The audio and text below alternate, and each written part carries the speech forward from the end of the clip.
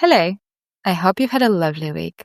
I'm so excited to be joined today by Rebecca Pearson. She started modeling back in 2001, and since then, she's taken on so many interesting roles. She's now a facialist, a teacher, and you might also remember her blog, Modeltypeface, where she shared honest, big sister-style advice and really championed model rights. I'm so excited to chat with her today and hear more about her journey. And if you enjoyed this conversation, please subscribe, follow. Rebecca, so lovely to have you today. You modeled since 2001. I think this is a good one to start the podcast with.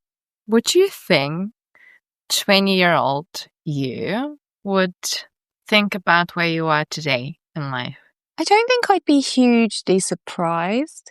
I think I never really saw when modelling would end. I had some friends who were like, once I finish uni, I'm going to get into work. Or when I get to 30, I'm completely giving it up. And I just didn't have that in my head. I think I felt really lucky to be modelling. And I think also because I got scouted at such a young age before I'd had any other work experience. So I just felt like this is work. I don't know if I'd be surprised at the work I got into because now I'm also a facialist. But 20-year-old me had really bad acne and was getting quite into skincare. So when I think of where I am now compared to where I was at 20, I think I'd be quite happy, but I don't think I'd be terribly surprised. Have you ever thought you'd model like full-time forever? Maybe at the time it wasn't so common, but now I feel like it's more normalized even for models to model until they're 70, 80. Well, for it to not have a deadline ever. There was very much a deadline of 27 in around, 2001 is when I started, and models were very much teen, and then you were commercial in your 20s. There were classics models, but it was a bit like they'd gone off, had children, and come back in their 40s and 50s. And it was a very narrow range of what a classics looks like. So that has really, really changed. But at the same time, like I said, I never really saw a cutoff point. I do remember an agent telling my mum, she'll have 4 years. Every model has 4 years. And I always think of that. Every year I'm like, made it to another year. I'm coming up to 25, but I have quite a few friends who they've never quite given up. But I do think that it changes. I don't think you can be a full-time model throughout your life unless you're loaded. I feel like it's not even just that. There's a part of it where you might get irritated with the industry on occasion. So then you're like, how do I navigate this, this path? And how do I try to like stay grounded and have boundaries and all that and still work? And I feel like that also touches on your blog, which you had, Modeltypeface and Model Rights, which is now super popular, but still nowhere near where it should be. And also I was speaking to someone recently, the founder of a digital modeling agency, and they were talking about how initially when they started the platform, it was like, of course we'll change everything and everything will be beautiful. And then you see the backlash and how almost like powerful the wall in front of you and how strong it is. And then you realize that you kind of have to work with it in a way if you want to be in that kind of industry almost. Having modeled for so long, I would say the only times I've been happy and empowered in modeling. And when I say that, it's with the caveat of even at this age and even being at an agency I love with my main booker, we have a really good friendship and relationship. We mainly just talk about donkeys. Still, when I see I've missed a call from the agency or they're calling me, like sky high anxiety rockets through my body. And, all the options that come off at the last minute, it's like I still get a lot of racing heart and worry and, oh my God, I'm going to get dropped if I don't do this kind of thoughts. But the happiest I've ever been in modelling was when I was 16, 17 and I was at school. And modelling was like, I did it after school, I did it in my holidays, I did it at weekends.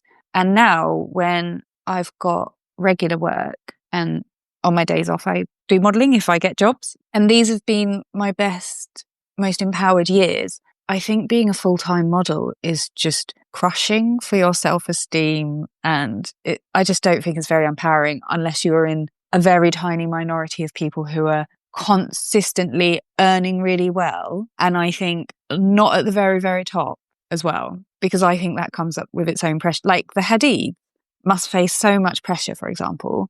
The people who are doing like consistent commercial jobs and making so much money, but they're still living their lives, that's a very nice sweet spot. But if you're hustling, or you don't work all the time, or you're in that age where you're not new and exciting anymore, but the agency still wants you around, that's really tough. And I just think the only way to navigate it is to have other things going on, have like a side hustle, or be studying, or do other things. This is what everybody says. It's one of the reasons I started the podcast, actually, because there's not much agency when it comes to modeling. So you have to do something where you have creative control, or control over your life, or of your time and all that. When you started Modeltypeface, what was your journey with that? And what was people's response at the time? Because it was at the very beginning, before it was so, popular to talk about that.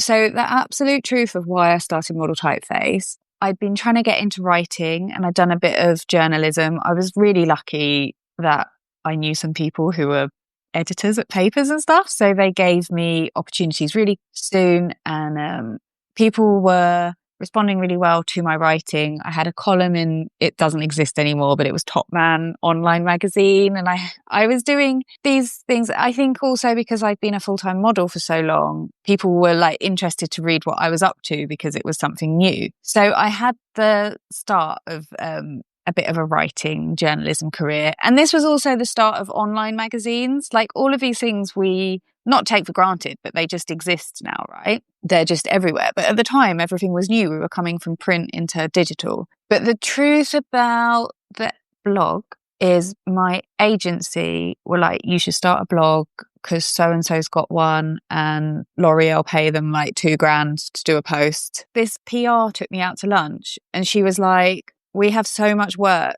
we can send you if you start a blog for like organic beauty and stuff like that. So I'd like to say that it was some kind of righteous indignation that made me start it. But I was just like, I'm earning no money. My agency told me to do it, which is like, if they told me to like walk off a mountain, I probably would. Someone told me they could get me work. So I started it, but it's just really typical me of like, my booker probably wanted me to take really pretty pictures of myself and review products. And of course, I just started writing about feminism and the rights of models, and how to stay safe when you're out at agency parties, and how to navigate it safely. And like, then because of that, I started getting articles for papers about, like someone would talk about sexual assault in the modeling industry, and then they'd say, what's your opinion on this? So I did quite a few of these. So in terms of your question, how do people react? People reacted really positively. I think I had a huge response from models at the time, because when I tell you this kind of stuff was not out there, it was starting, but it wasn't talked about in the way it is now. And so I attracted a lot of people who are actually still my friends now, but often slightly younger models who felt like I was big sisterly advice. A lot of people who just felt like, God, I thought I was just alone in this. Because it's not just about feeling unsafe and those kind of things. It's about like the funny, weird things that happen on shoots that no one understands except models. I can't think of a specific example right now, but just like the feelings you have on castings, or like the poses you hate to do and the poses you find yourself doing. Like there's like tiny mouse knitting, which is the pose where you put your fingertips together in front of your stomach. And I'm like, I hate myself when I do that pose, and they always love it. And just like really specific things about being on shoots and castings and hanging out with other models, and also challenging all the misconceptions about us, like the idea that we're all brainless. But I remember going to Athens when I'd graduated. So I was like early 20s. So the metro system is really straightforward, but it covers the equivalent of what would be like central London. Piccadilly Circus to Oxford Circus, it's really small. What they gave you the day you got there was this terrible photocopied wedge of papers, like not even bound together, just random. And it was like, imagine the suburbs around London, Worcestershire, or like really far-ranging places, just like surrounding. Those were where all the castings and shoots were. So you had to like figure out how to get from the metro to the outer bits of the metro and then figure out where some kind of bus stop was, get about 3 buses, an hour out of Athens, I remember walking around buildings, like you had to walk through a building site and then down this long, long road. This was just your castings, and it was like you'd have 6 or 7 a day and you'd be traveling hours between. And obviously as well, it's all in Greek. It was really hard. We were constantly getting lost. But I remember finding it really, really tough to just navigate my way around. And then once I was at casting and this Russian girl came in and she was like 14. And I was like, people think we're stupid, but actually, this was before smartphones, I just need to say as well. Because obviously now if you went there, you could probably use a smartphone. But we were like balancing these photocopies in Greek and trying to find our ways around Athens. And there was like 14-year-olds doing this. So sorry, I went on a real ramble, but it was just a really good way of being like, people want to call us brainless and vain, but actually what we have to do is so much street smarts when you're just thrown into these situations and it's just taken as normal and it's just assumed we can do it all. And then like we're constantly told we're too big or too small or too this or that. Like models, okay, we can be a bit narcissistic, but we're also not at all vain. Like we have to accept whatever look is thrown at us, whether they're bleaching our eyebrows or like dressing us as clowns or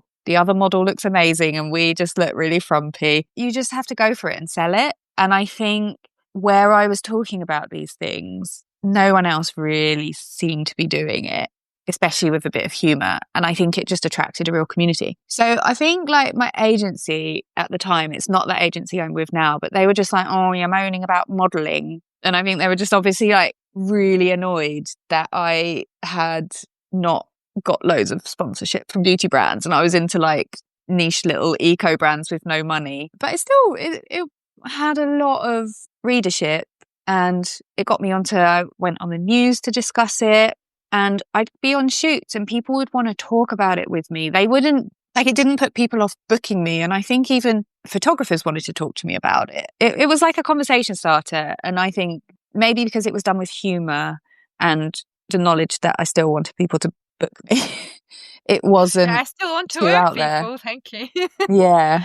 That's so interesting because when you start talking about it in any kind of way, the first thought might be, will I ever work again?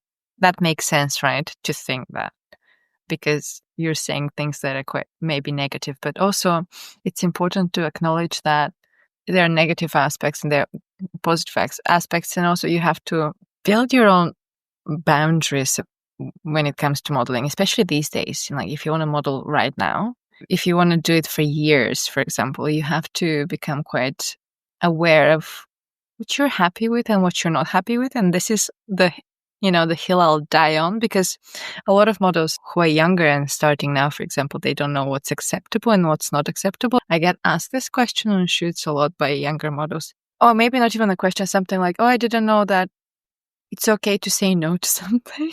Or like, it's okay to ask for overtime or something, you know what I mean? Like anything that makes total logical sense. When you're starting, you might be like, oh, I didn't know I could ask for that because nobody told me, because the expectation is that I don't really know my rights as a human being, I guess. And probably I'm still not the best at boundaries. I wouldn't say I'm a good example. Like I did a job in April that was like an influencing job. I was wondering when I was going to get paid because I did it in April. And so I messaged accounts and they sort of replied, but I did not understand what it meant. I just spent about 2 hours like mental gymnastics of wanting to ask what she meant, but worrying that that would sound rude. So then I just took a screenshot and sent it to my friend who I've known since she used to model, who is now a booker at a different agency. And I was like, what does this mean? Rather than just reply. And I kept telling myself, A, I'm 40 years old. B, I pay 25% commission. And part of that is like to be able to ask a straightforward question. At my very first agency, I don't think they paid me any money because I thought it was rude to ask. Obviously, I'm better now, but I don't know if it's also my generation of modelling. I think it's a bit more, you might disagree, it feels to me a bit more cuddly and kind now. I'm at Nebs and they work with a model charity trying to fight for rights with AI and has a app where you can report things and stuff. So they're like very proactive with this thing. Whereas in 2001, it was like, if you were a moaner, if you dared to moan, oh my God, that was like, would have made you a pariah. So I was very much institutionalized in quite more, it was a bit more draconian in those days, I think. I think you'd get dropped very easily. I mean, also my experience with modeling is entirely different because I started modeling freelance much older, past the age where most models are retired. And that was my beginning. So I was always like, I'm an adult. I need to enjoy myself. This is something that I've chosen to do, but I also want to enjoy it. And I also want to get paid because I need to pay my rent and all that. So also the fashion industry, which I've never done fashion modeling, is entirely different to commercial as well. It's not so friendly still, from what I hear. I feel like if you have that kind of experience from fashion, it might create the impression that if you want to do that kind of work, you have to accept any kind of behavior almost. Yeah, I did a show a couple of weeks ago, which I've done since about 2017. And I can't believe they still book me. It's a lingerie show. I'm 40 now. I mean, I had a booker who was like, you're never going to be a lingerie model. I remember he said that and I just felt relieved, to be honest. But me and my friend have done it. She's done it even longer than me. And we're definitely commercial models. You know, we always do a bit extra exercise before, but we mainly just hang around and chat and have a good day. And recently I've noticed they've booked a few more models who are a little more, you know, your classic showgirl. And they just don't seem happy. They just seem like they're under more pressure. And, you know, me and my friends are just hanging out and giggling and being a bit silly. And I do think there is a difference. And I do think there are areas of fashion, especially in other countries, where the pressures on things like weight and appearance and how you dress and the jobs you're doing and the prestige of them are very much at the forefront. And it's sad to see sometimes when you've seen someone from like younger age you see their spirit get a little bit crushed. But I think you're right. Commercial is a lot different. Again, maybe because I started late and I never did fashion. I don't understand the thing about prestige when you're working for a brand that will either not pay you anything and you've even gone to castings for that, or something so small when, for example, they'll pay somebody who is well known a lot more. For me, there can't be prestige if you don't respect people. Yeah, no, because everything you're saying is true, but also because of how long I've been doing it, and because when I started, I was more fashion and I was at big agencies, and it was like 25 years ago. If Vogue wanted to book me, I would probably die. Like I would be like, I don't care about being paid.